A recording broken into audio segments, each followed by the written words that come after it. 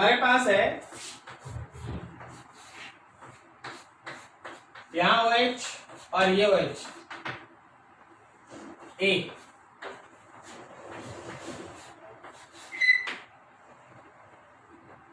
B में है ये OH और यहां एक OH, C में है यहाँ OH एंड यहाँ OH, और D में है यहाँ OH और यहाँ पे OCH3। अब जरा गौर करना, यहाँ पे हम लोग को इसके एसिडिक नेचर के बारे में सोचना। अब इस H को लो, जब आप इस H को H प्लस फॉर्म में बाहर निकाल देंगे, जब आप इस H को H प्लस फॉर्म में बाहर निकाल देंगे O माइनस बन जाएगा और OH बन जाएगा। अगर आप यहां से H प्लस को ऐसे बाहर निकाल देते हैं, इस H को H प्लस के फॉर्म में अगर बाहर निकाल देते हैं तो ये O माइनस हो गया और यहाँ OH हो गया। सिमिलरली ये H प्लस अगर बाहर निकल गया,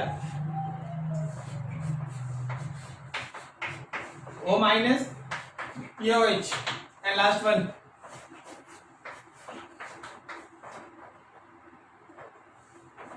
O minus and OCH3 like that.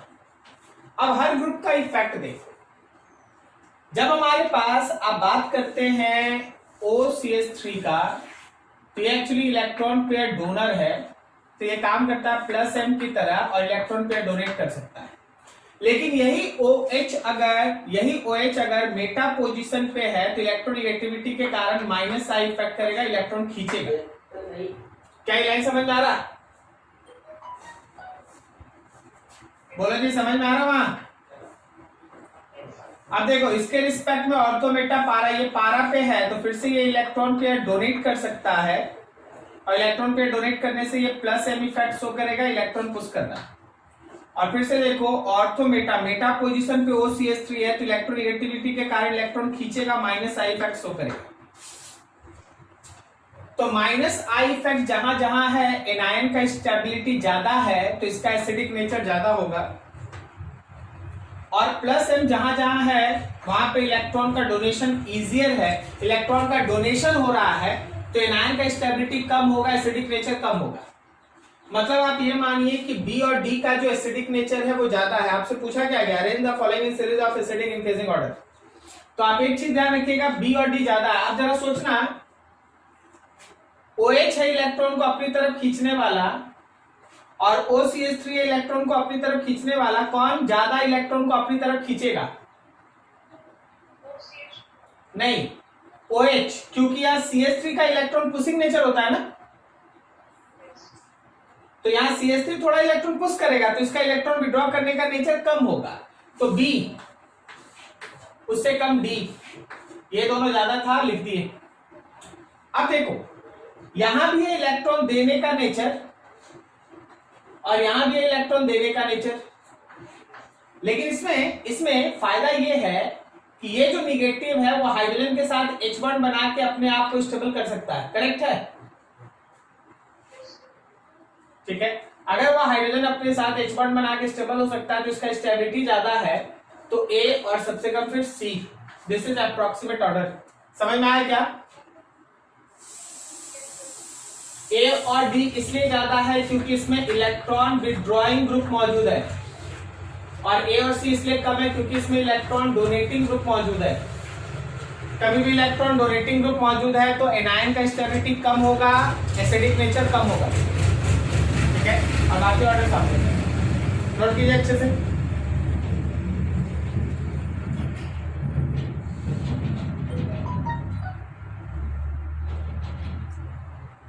वंश कौन सा? 17।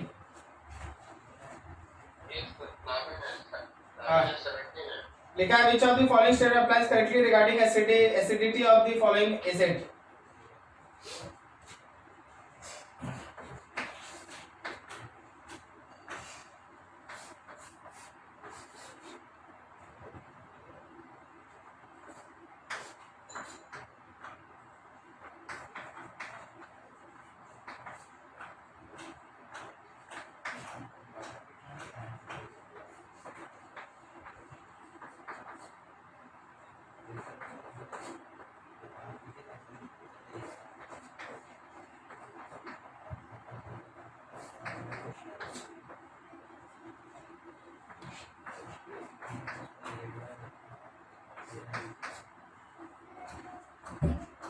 लिखा है 1 mole of acid would required 4.0 mole of NaOH for complete neutralisation.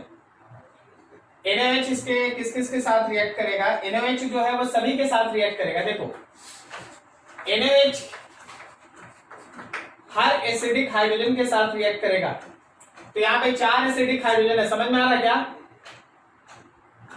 ये भी H हाइड्रोजन एसिडिक है, ये भी हाइड्रोजन एसिडिक है, acidic acidic. So 4 moles of NaOH required, 4 mole NaOH required होगा, मतलब फर्स्ट ऑप्शन करेक्ट है। एक से ज्यादा आंसर है क्या जी? मंस एक से ज्यादा आंसर है, ठीक है। तो ये चारों होगा। समझ में आ रहा है ना क्या होगा? H हट जाएगा, Na प्लस आ जाएगा, H हट जाएगा, Na प्लस आ जाएगा, ये चारों होगा। अब सेकंड में है proton level 2 will be deprotonated first during the neutralization. क्या बोलता है? सही है। अगर हम तुमसे बोले, जरा सुनना, 4 मोल लेगा तो सब का सब आयन जो है वो इसमें कन्वर्ट हो जाएगा। चलो हम यहां बना दे, ये हो जाएगा SO3 माइनस Na प्लस, ये हो जाएगा COO माइनस Na प्लस, यहां हो जाएगा COO माइनस Na प्लस, और ये हो जाएगा O माइनस Na प्लस, 4 मोल से। अच्छा, अगर हम तुमसे ये बोले कि देखो जी केवल 1 मोल NaOH लो, तो तुम बोलो इन चारों हाइड्रोजन में से किस एक हाइड्रोजन को न्यूट्रलाइज करेगा? Very good, sulphonic acid. तो क्वेश्चन ठीक ही ना लिखा है कि अगर एक हाइड्रोजन को न्यूट्रलाइज करना पड़ेगा तो सबसे पहला हाइड्रोजन 2 का रहेगा, क्योंकि वही सबसे ज्यादा स्ट्रॉन्ग एसिडिक साइट है।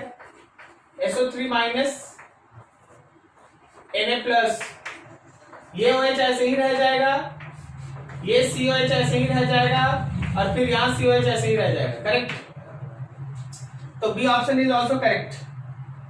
लिखा है C on treatment with NaHCO3 its 1 mole would require 2 moles of base। जब आप इसको रिएक्ट कराते हैं NaHCO3 से, तो बताओ NaHCO3 किस किस के साथ रिएक्ट करता है?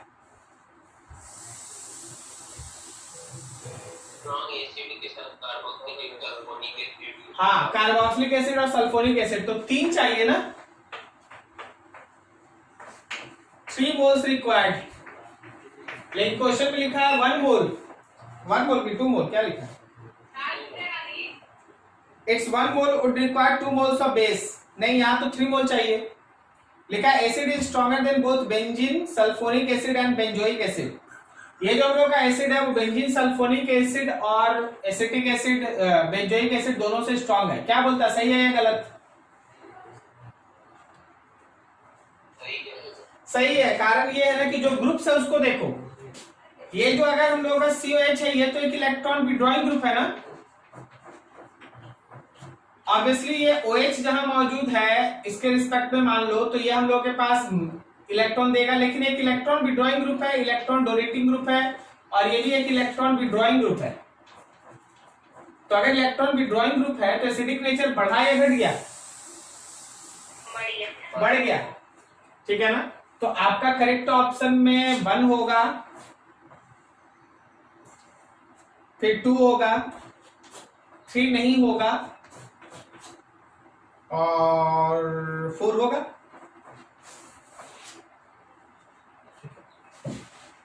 समझ में आया वंश? Yes sir.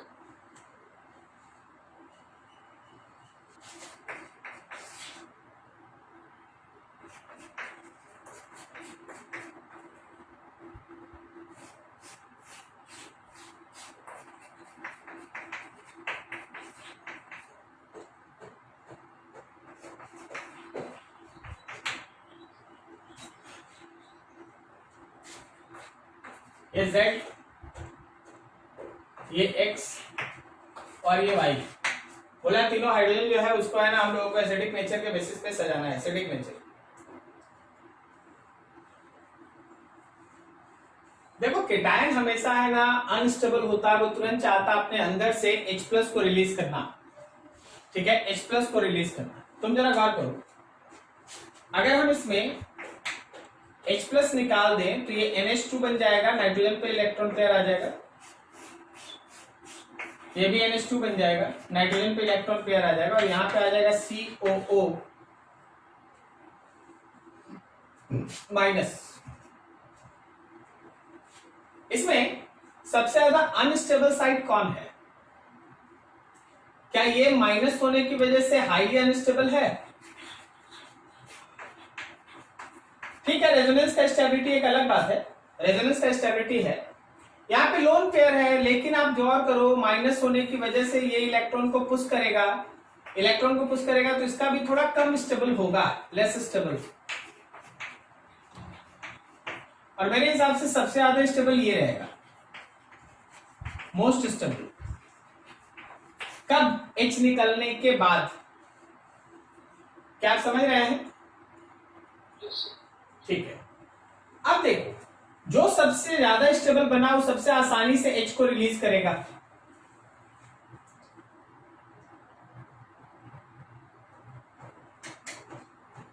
सॉरी,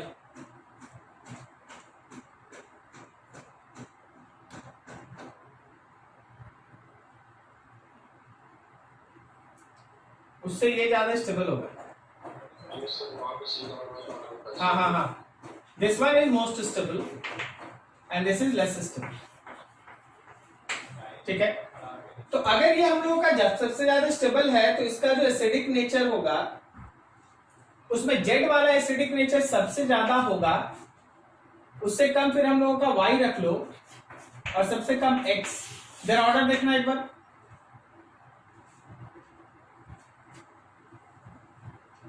बताना आंसर थोड़ा।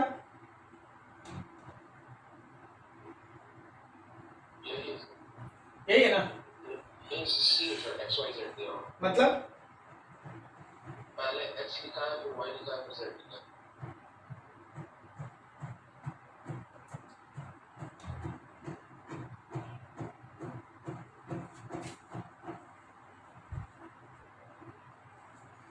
उल्टा इसका ना, इसका उल्टा ना? हाँ सर, क्या नहीं सोच, कार्बोक्सिलेट आयन तो स्टेबल होता है ना, क्योंकि रेजोनेंस होता है उसमें। सही बोल रहा है, लेकिन हम ये सोच रहे हैं ना कि यहाँ पे माइनस है और यहाँ पे न्यूट्रल है, समझे? दिमाग इसमें फंसा हुआ है कि यहाँ पे माइनस और एक जगह न्यूट्रल है, तो न्यूट्रल वाला ज्यादा स्टेबल होना चाहिए, ऐसा मेरा दिमाग कह रहा है। लेकिन जैसे बुक का आंसर है हम लोग को सोचना चाहिए पर।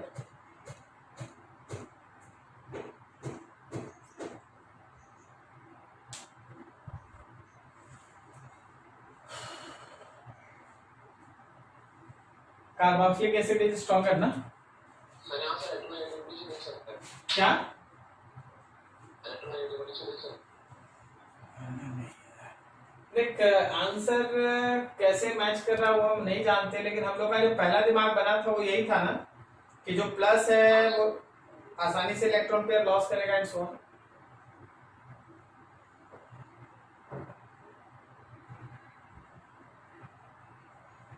अच्छा देखिए, थोड़ा बात मान लेते हैं, जैसे बुक दिया है या फिर जैसे ऑर्डर दिया है, उसका कहना ये है कि कार्बोक्सिलिक एसिड मोस्ट एसिडिक। अब बच गया ये दोनों, तो वाई से हम लोग है ना लेस स्टेबल है, तो इसके बाद एसिडिक नेचर इसका आएगा लेस स्टेबल, और ये सबसे ज्यादा अनस्टेबल मान लो, यहाँ हाईली अनस्टेबल लिखे थे ना, ये नहीं होगा रेजोनेंस की वजह से, it is most stable and this is most unstable. थोड़ा दिमाग, मतलब थ्योरी जो हम सोच रहे हैं वैसे काम नहीं आ रहा। सिंपल जैसे carboxylic acid higher stronger acid होता है वैसे लेके बना दिया गया है। दोनों NH2 में कौन से ज्यादा स्टेबल है वो कैसे कंपेयर की? ये इस बात पे डिपेंड करता है ना कि यहाँ पे एक ऐसा है जो इलेक्ट्रॉन बगल से पुश कर रहा है, तो अगर इलेक्ट्रॉन बगल से पुश कर रहा है तो इसका इलेक्ट्रॉन पेयर डोनर में बनेगा, ये पता चला कि ये इलेक्ट्रॉन पुश करेगा। हाँ, तो अगर ये इलेक्ट्रॉन पुश करेगा तो नाइट्रोजन आराम से पेयर ऑफ इलेक्ट्रॉन आगे डोनेट कर सकता है, तो उसका स्टेबिलिटी कम है, जबकि यहाँ वैसा नहीं है, यहाँ से तो बहुत दूर है ना, तो इसका इफेक्ट नहीं पड़ेगा। पहले सोचे थे उसमें तो वो वाला ज्यादा स्टेबल था ना। हाँ बिल्कुल ठीक है। तो यही तो बोल रहे हैं कि हम लोग जो सोच रहे हैं वो सीक्वेंसी एकदम उल्टा आ रहा है। हम लोग जो सोच रहे हैं वो सीक्वेंसी पूरा उल्टा आ रहा है। ठीक है, या तो इसको स्किप कर दीजिए, नहीं तो अगर बुक होगा आपके पास देखिएगा सॉल्यूशन में कुछ लिखा होगा तो हमको बताइएगा। ठीक है,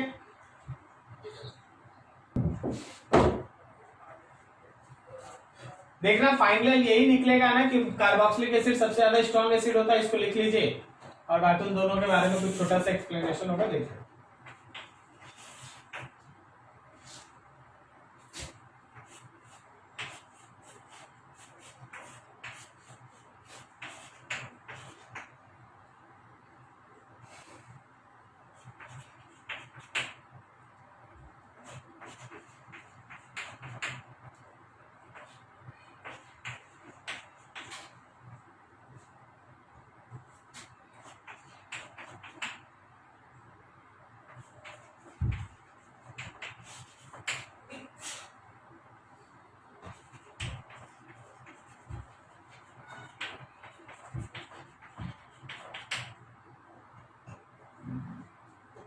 जो सबसे ज्यादा स्ट्रॉन्ग न्यूट्रलाइजेशन प्रोडक्ट है वो तुमको बताना है।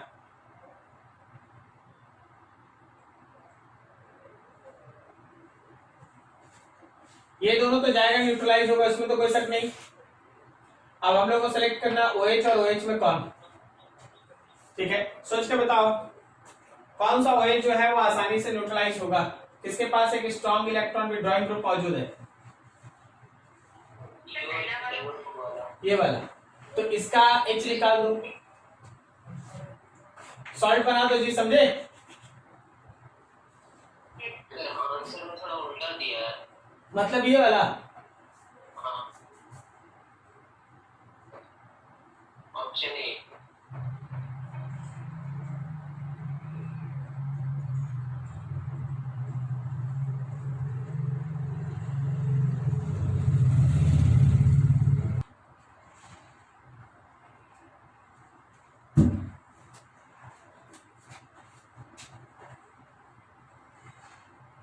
चलिए ग्रुप्स देख लेते हैं, ग्रुप्स।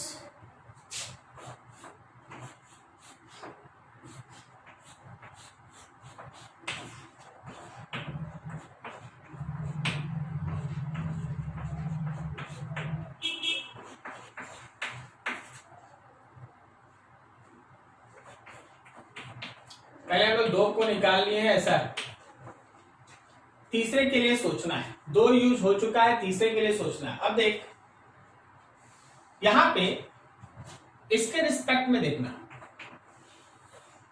इसके रिस्पेक्ट में ये मेटा पोजीशन पे है और मेटा पोजीशन पे है तो ये शो करेगा -i फैक्टर, लेकिन इसके रिस्पेक्ट में ये पारा पोजीशन पे है। ठीक है, पारा पोजीशन पे है और निगेटिव है प्लस m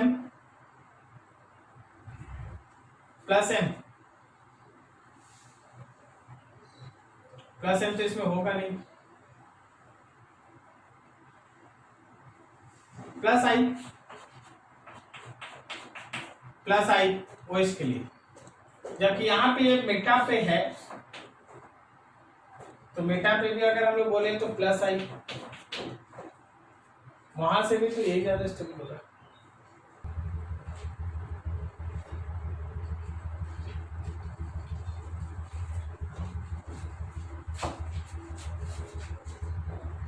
चलिए देखिए, वो आपके आंसर में है ना, ए गलत है, समझे। एक्सप्लेनेशन में है ना वही बी होगा, ये वाला वही छाएगा, यहाँ माइनस होगा, समझे।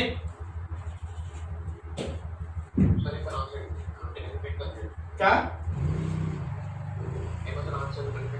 हम बिल्कुल रिपीट कर देते हैं। देखो हुआ क्या है ना कि एक्चुअली तुम्हारा आंसर है ना मिसप्रिंट है, उसके कारण हो रहा है ये। हम लोग जैसे बोले ना ये कार्बोक्सिलिक एसिड सबसे पहले जाएगा, उसमें तो कोई दिक्कत है नहीं।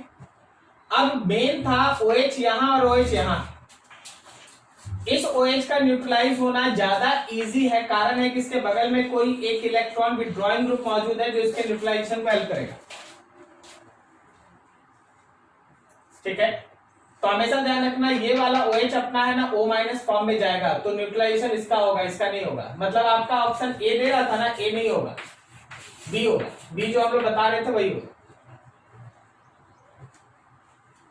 और हाँ, इसका भी आंसर देख लीजिए, इसका में आंसर वही है कि हाँ कार्बोक्सिलिक एसिड ज्यादा है, और जैसा हम बोले कि यहां से इलेक्ट्रॉन पुशिंग नेचर है, तो इलेक्ट्रॉन पुशिंग नेचर होने के बाद ये अनस्टेबल हुआ, तो इसका सबसे कम होगा, एक्स सबसे ज्यादा है, तो एक्स सबसे ज्यादा, वाई उससे कम, और सबसे कम जेड।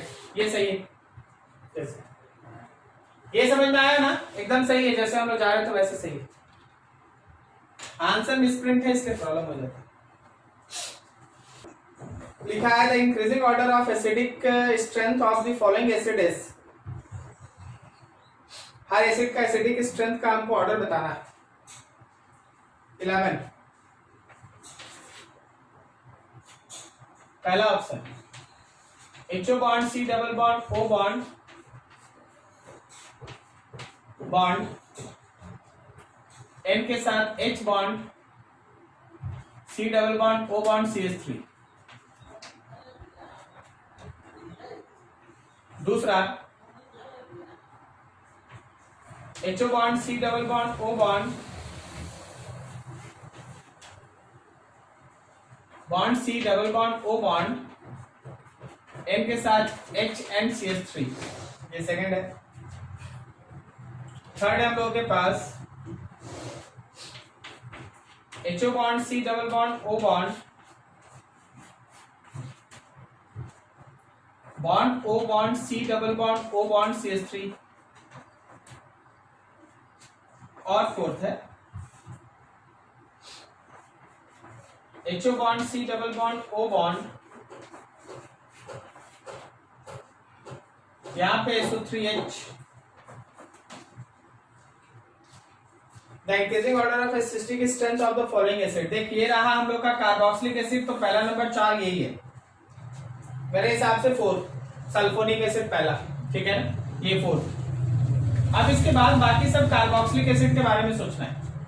हर जगह से H निकाल लो, सबको कार्बोक्सिलेट आयन मान लेना, अपने से मान लेना सबको कार्बोक्सिलेट आयन।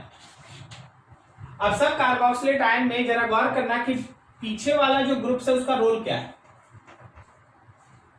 पीछे वाले ग्रुप्स में यहां पे डबल बॉन्ड O होने की वजह से यहां का पाई इलेक्ट्रॉन बाहर निकलेगा, क्या सही जा रहे हैं? तो इसका मतलब ये है कि ये वाला ग्रुप एक तरह से -m इफेक्ट की तरह काम कर रहा है। लेकिन यहाँ पे नाइट्रोजन का जो पेयर ऑफ इलेक्ट्रॉन है वो रिंग की तरफ भी जा सकता है, रिंग से दूर भी जा सकता है। क्या समझ में आ रहा? अरे बोलो भाई। ठीक है। और यहाँ ऑक्सीजन के साथ भी खेल वही है कि वो रिंग की तरफ भी अपना पेयर ऑफ इलेक्ट्रॉन दे सकता है और रिंग के से दूर भी दे सकता है। समझ में आ रहा है ना? ऐसा। तो देख, एक बात तय है कि यहां वाला जो ग्रुप है वो केवल इलेक्ट्रॉन रिंग से निकालेगा, मतलब माइनस को स्टेबलाइज करने में हेल्प करेगा। तो 4 से कम मेरे हिसाब से होना चाहिए 2। 4 से कम होना चाहिए 2। क्लियर है? अब जरा सोचो, नाइट्रोजन जब पेयर ऑफ इलेक्ट्रॉन दे दे तो N पे प्लस आए और O पे प्लस आए। अब बता N पे प्लस ज्यादा स्टेबल कि O पे प्लस ज्यादा स्टेबल? N पे प्लस ज्यादा स्टेबल, तो उससे कम 1 होना है और सबसे कम मेरे हिसाब से होना है 3। ये मेरा अपना है। तो 4 के बाद 2 के बाद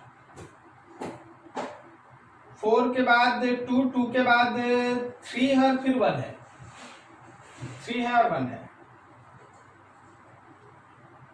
आंसर देखो क्या है? सर C है। 4 2 3 1। यहाँ 3 1 होगा ना? 3 1 में हम लोग सोचिए जरा ध्यान से। O पे इलेक्ट्रोनेगेटिविटी तो ज्यादा है ना, तो हाँ। इलेक्ट्रॉन पेयर नहीं देना चाहेगा रेजोनेंस में। हाँ बिल्कुल। और N में थोड़ा जल्दी दे देगा। हाँ सही है। इसलिए E वाला ज्यादा स्टेबल। अच्छा हाँ ठीक, हम उल्टा बोल दिए, एकदम सही बोला कि O का जो पर्टिकुलर इलेक्ट्रॉन पेयर है वो रेजोनेंस में नहीं देना चाहेगा। अगर नहीं देना चाहेगा तो यहाँ एनायन का स्टेबिलिटी ज्यादा होगा। क्या सही है ना? अगर ये नहीं देना चाहेगा तब ना एनायन का स्टेबिलिटी ज्यादा होगा। यहाँ तो माइनस है, ये इलेक्ट्रॉन नहीं आना चाहिए। अरे लास्ट में एकदम उल्टा हो गया था और कुछ नहीं, बस यहाँ 3 होगा और ये लास्ट में 1 होगा। समझ में आया लास्ट वाला लाइन? अगर O का प्लस अनस्टेबल है, नहीं देगा, नहीं देना चाहेगा, तो अच्छा एसिड है ना।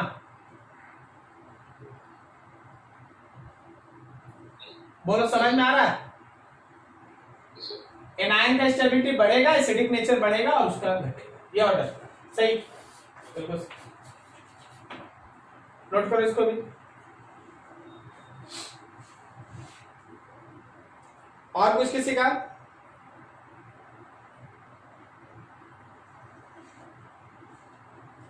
यही सब था क्वेश्चन जो आप पढ़े हैं, वहां से आपको बनाना है। हाँ भेजो फटाफट।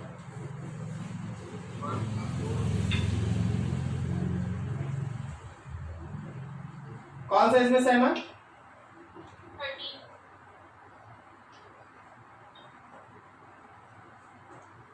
ये आज हम लोग कर लेंगे, ठीक है? ये आज हम लोग कर लेंगे। मोस्ट प्रोबेबली रखना कि इसमें है ना सी वाला होगा आंसर तुम्हारा। देख लो एक बार आंसर। आज हम लोग कर लेंगे इसको। 19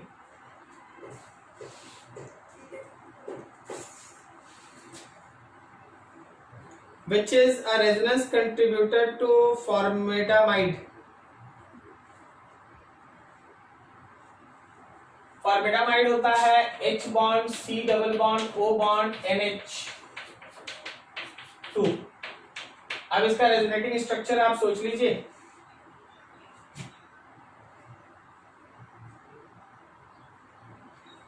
ये पेयर ऑफ इलेक्ट्रॉन यहां आ सकता है, ये ऊपर जा सकता है। तो अगला स्ट्रक्चर हो सकता है H bond C bond O minus double bond on और यहाँ पे नाइट्रोजन पे प्लस।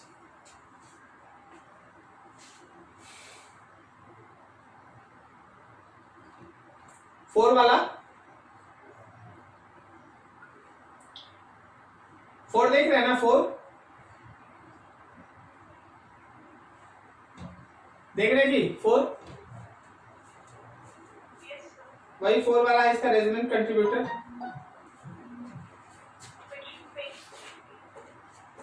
ट्वेंटी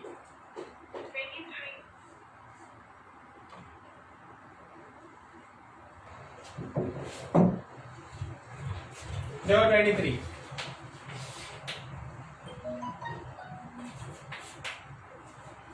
23 के ए में लिखा है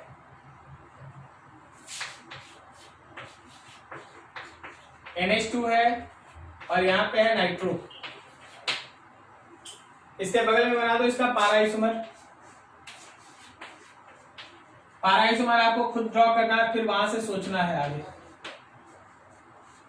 B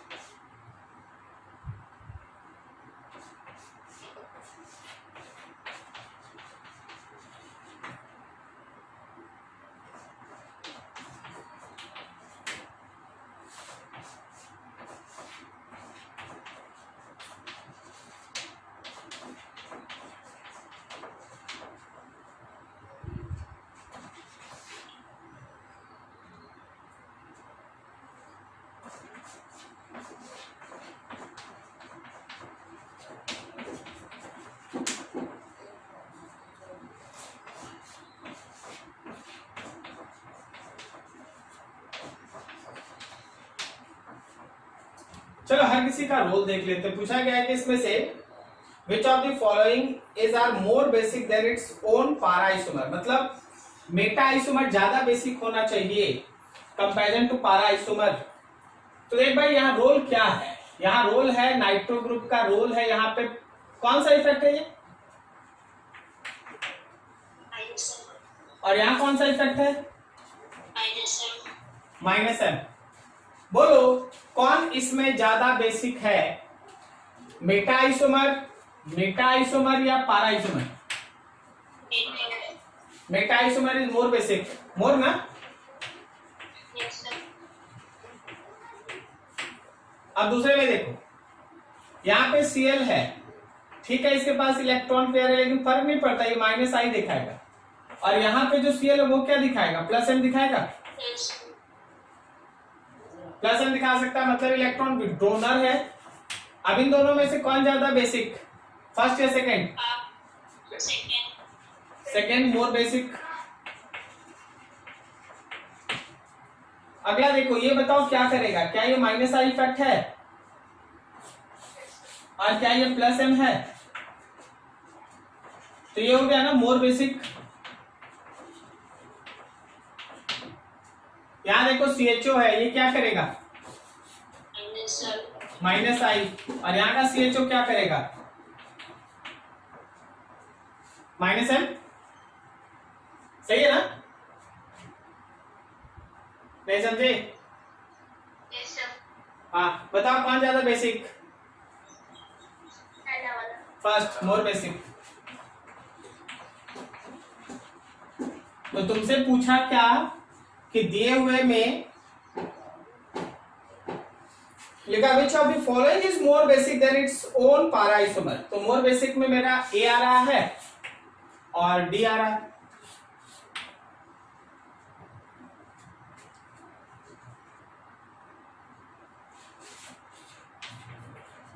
CH2 minus bond CHO और दूसरा CH2 minus bond C double bond O bond OCH3 double bond O bond H। What is difference between this H and OCH3? बस उसी को देखो, और तो कुछ अंतर है ही। H जो है जैसे पड़ा है वैसे पड़ा रहेगा, क्या सही है? Yes, sir. लेकिन OCH3 क्या करता है ना, अपना इलेक्ट्रॉन डोनेट करके एक बैक रेजोनेंस देता है। This is called back resonance. Back resonance समझ में आ रहा है? इलेक्ट्रॉन दे रहा, यहाँ पे H वैसा नहीं करता। तो बता इसमें निगेटिव का डिलोकलाइजेशन किस केस में ज्यादा है, फर्स्ट या सेकंड? First. फर्स्ट केस में ज्यादा है। फर्स्ट केस में निगेटिव आसानी से डिलोकलाइज होगा, मोर डिलोकलाइजेशन। अगर मोर डिलोकलाइजेशन है तो एनायन इज मोर स्टेबल। कैसे है ना, एनायन इज मोर स्टेबल। और एनायन अगर ज्यादा स्टेबल हो गया तो बेस स्ट्रांग है या वीक? Weak base. समझे क्या आदित्य बाबू? ठीक है, तो यही है इसका कॉन्सेप्ट, यही दिया है। और कुछ किसी का? सर वही 1 का 2 भी बता दे। भेजिए दिया पूरा डी।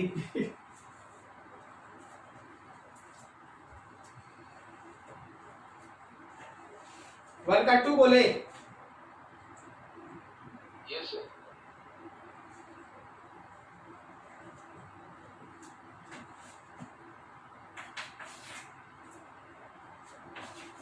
CH3 बॉन्ड, हमको लगता है यहाँ NH पे एक माइनस होगा, छूटा हुआ प्रिंट, सही है ना? और दूसरा होगा CH2 double bond CH bond NH पे माइनस। पूछा है कि दोनों में से स्ट्रॉन्ग बेस कौन है? यहां का इलेक्ट्रॉन का डोनेशन और बोलो यहां का इलेक्ट्रॉन का डोनेशन, हमको लगता है ये कम होगा। कारण, अरे भाई रेजोनेंस, समझा जी? तो यहां का जो निगेटिव है उसका डोनेशन लेस है, कम डोनेशन है, सो लेस बेसिक। रेजोनेंस से वो इलेक्ट्रॉन जो है वो डिलोकलाइज है, यहां पे मोर बेसिक।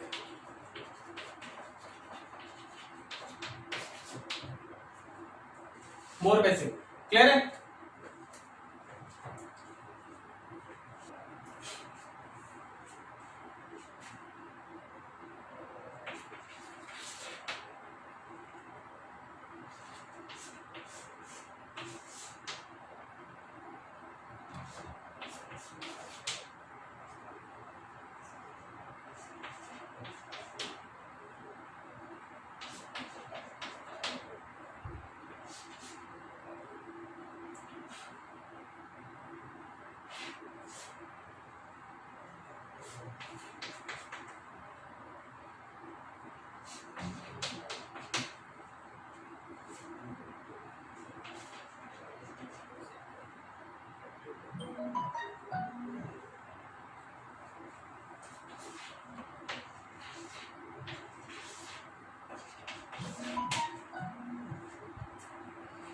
भेजो।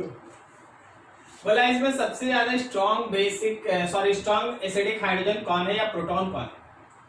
तो देख, जिस हाइड्रोजन के निकलने के बाद जो बना हुआ एनायन है, अगर वो ज्यादा स्टेबल हो जाए तो that particular hydrogen is most acidic hydrogen. अब मेरी नजर में है ना, हम इन सब को सोच ही नहीं रहे, ये सब सिंपल अल्कोहल है, जो होना होगा कहानी यहाँ होगा इन दोनों में, क्योंकि यहाँ पे कंजुगेटेड सिस्टम हमको दिखाई देता है। हमको ज्यादा फेवरेबल साइट ये वाला लगता है, क्योंकि इसके हटने से हम दिखाते हैं।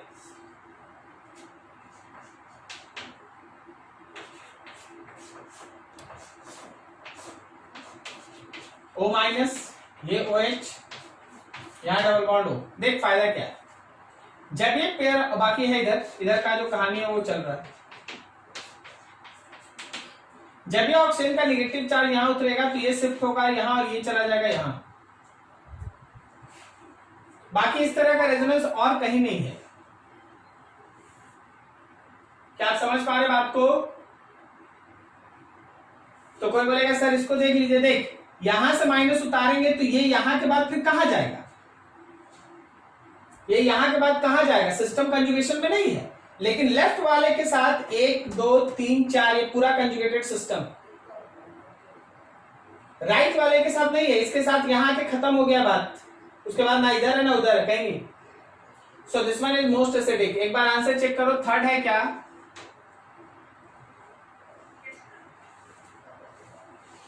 समझे जी जिनका क्वेश्चन था? अरे बोलो ना, तो बोलता क्या नहीं? अच्छा अच्छा ठीक, गार्गल किया करो, समझा? और कुछ किसी का?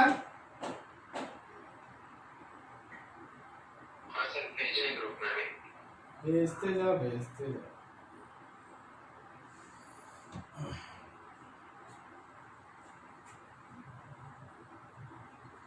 कौन सा? 2 नंबर।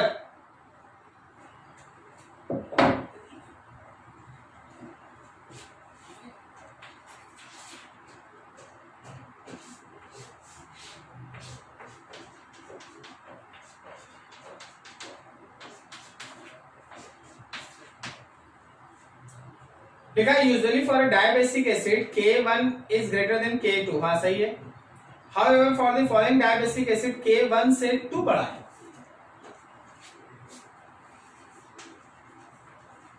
जनरली क्या होता है, generally for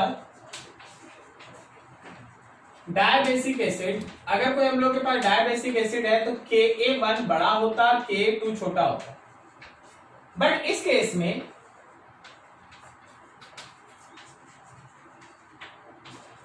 but in this case K1 छोटा है और K2 बड़ा है।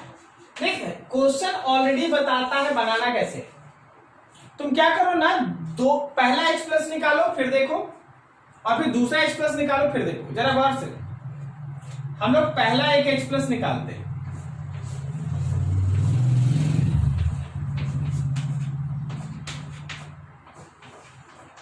जब हम पहला H प्लस निकालेंगे तो देखो रेजोनेंस होगा, यहां से ये इधर आएगा, ये इधर आएगा, ये इधर आएगा, वही कहानी जो यहां देखे, समझ में आया ना? ये होगा। और जब हम लोग दूसरा H प्लस निकालेंगे,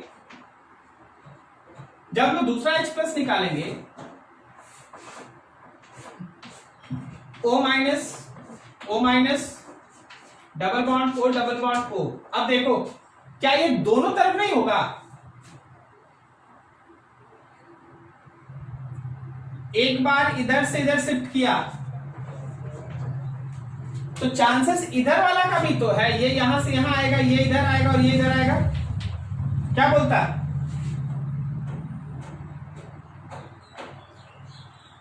वंश जी हैं? तो भाई बता, समझ में आ रहा है?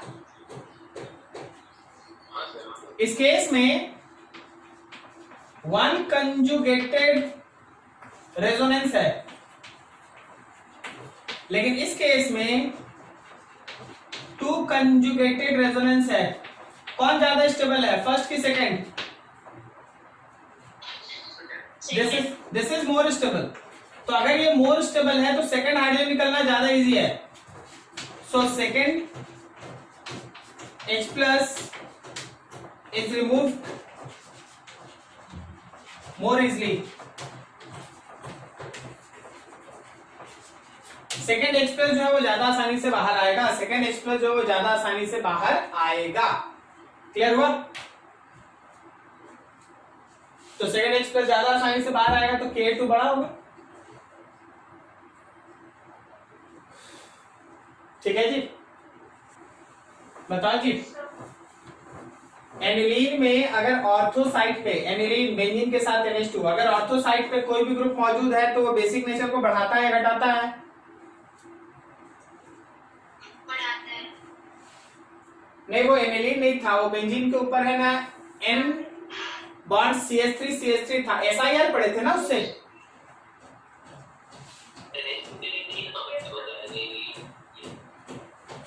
हम जो बोल रहे हैं वो बता, SIR पढ़े थे ना? ठीक, जरा देखो।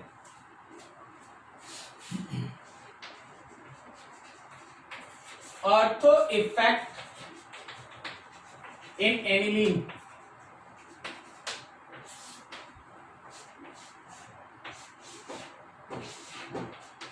यहाँ NH2 है और यहाँ पे एक ग्रुप है। हम SIR का चर्चा नहीं कर रहे, अभी हम SIR का चर्चा नहीं कर रहे। SIR इसमें होता ही नहीं है, इसमें SIR आप पढ़ाई नहीं करेंगे।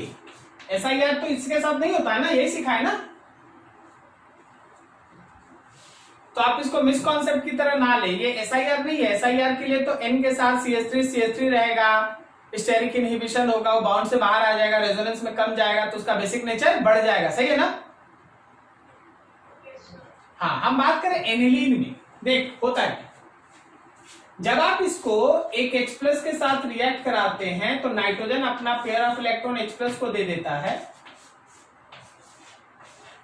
और बन जाता है नाइट्रोजन के साथ 1 2 3 hydrogen, and nitrogen is positive now. जो नाइट्रोजन प्लस बना है वो नाइट्रोजन चाहता है कि हम वाटर मॉलिक्यूल के साथ केटायन को स्टेबलाइज कर सके। याद आ रहा है? यह हम वाटर मॉलिक्यूल के साथ बंध के केटायन को स्टेबलाइज करता है, इसको आप सॉल्वेशन कहते हैं। याद आ रहा है आपको? Solvation of cation. Higher the solvation, higher the solvation, more will be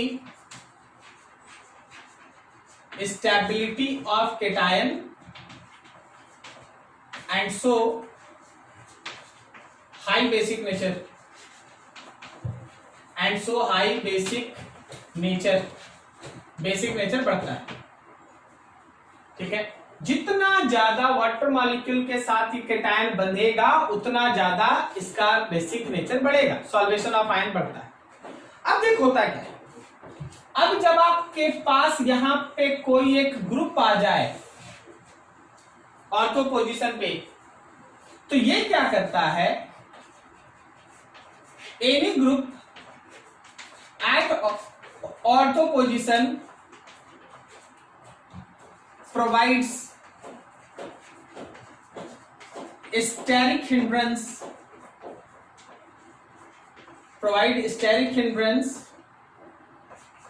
to water, so solvation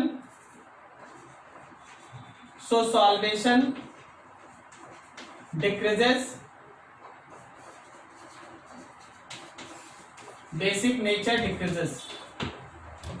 मतलब एनिलीन के केस में ऑर्थो पोजीशन पे कोई भी ग्रुप हो, एनिलीन के केस में ऑर्थो पोजीशन पे कोई भी ग्रुप हो, चाहे वो इलेक्ट्रॉन डोनर हो या इलेक्ट्रॉन एक्सेप्ट करने वाला हो, दोनों ही केस में बेसिक नेचर घटेगा। बोले सर ऐसा ही एक चीज पहले भी आप पढ़ाए हैं। हाँ, हम आपको याद दिलाते हैं ना। देखिए, आप याद कीजिए बेंजोइक एसिड को।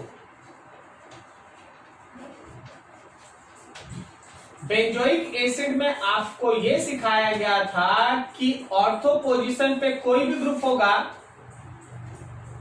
एसिडिक नेचर बढ़ेगा, acidic nature increases for any G at ortho position. Ortho position पे कोई भी ग्रुप रहे, चाहे वो इलेक्ट्रॉन डोनर रहे या इलेक्ट्रॉन एक्सेप्टर रहे, दोनों ही केस में बेसिक नेचर बढ़े, एसिडिक नेचर बढ़ेगा बेंजोइक एसिड। लेकिन aniline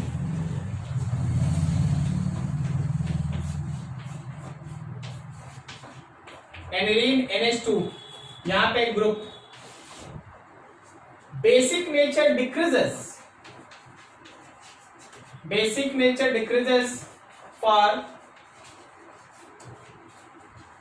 any group at ortho position. Ortho position पे कोई भी ग्रुप हो बेसिक नेचर घटेगा। This is steric hindrance to water, क्योंकि वो पानी के सॉल्वेशन प्रोसेस में स्टेरिक हिंड्रेंस प्रोवाइड करता है। क्या दोनों मेथड समझ में आ रहा है? यहां हम लोग SIR नहीं पढ़ रहे, SIR तो दूसरा चीज है, SIR तो दूसरा चीज है, तो हम लास्ट में पढ़ा चुके। ठीक है, नोट करो, फिर क्वेश्चन करते हैं फटाक से। ऑर्थो इफेक्ट नाम से आएगा ना, तो हर जगह अलग अलग चीज होगा। अगर बेंजीन के साथ ओइक एसिड है तो ऑर्थो इफेक्ट का अलग मीनिंग है, बेंजीन के साथ NH2 है ऑर्थो इफेक्ट का अलग मीनिंग है, और अगर बेंजीन के साथ ऊपर में N बॉन्ड CH3 और CH3 है, याद आ गया, और यहां ग्रुप है, तो ये ग्रुप एसिडिक ने बेसिक नेचर बढ़ाता है या घटाता है?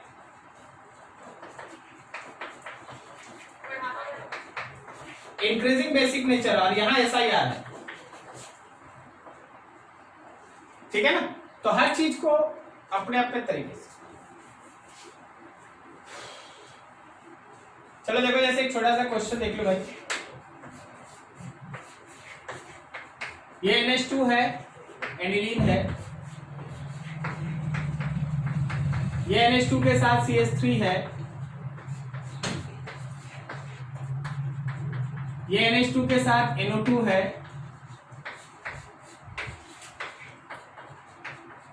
ये NH2 के साथ NO2 है, ये NH2 के साथ CH3 है,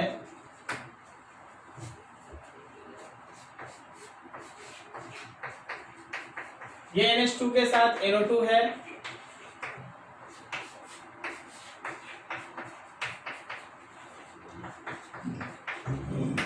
चलो कहानी होगी।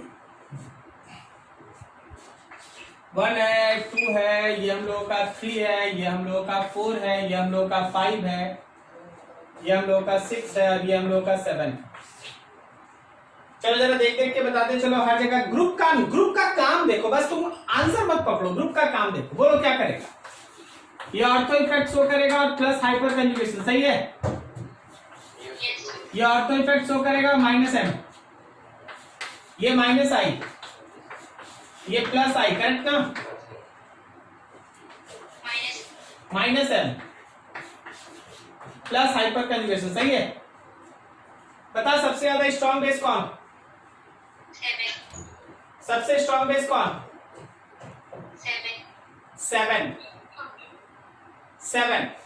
7 इज द स्ट्रॉन्गेस्ट बेस।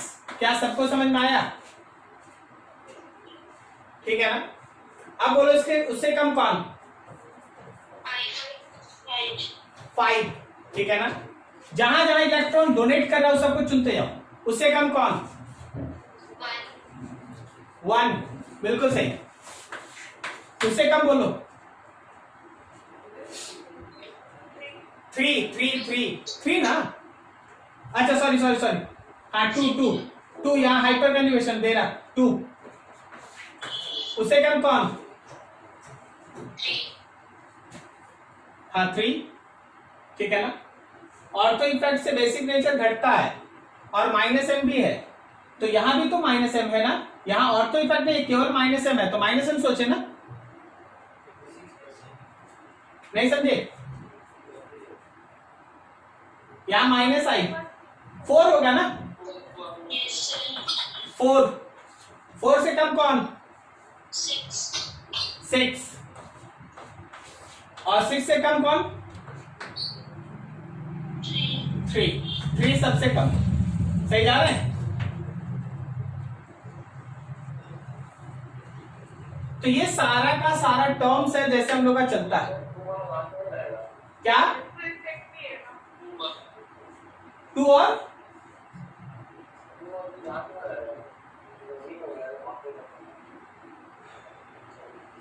अच्छा, यहां भी हाइपर कंजुगेशन है, यहां भी हाइपर कंजुगेशन, यही बोल रहे हो ना?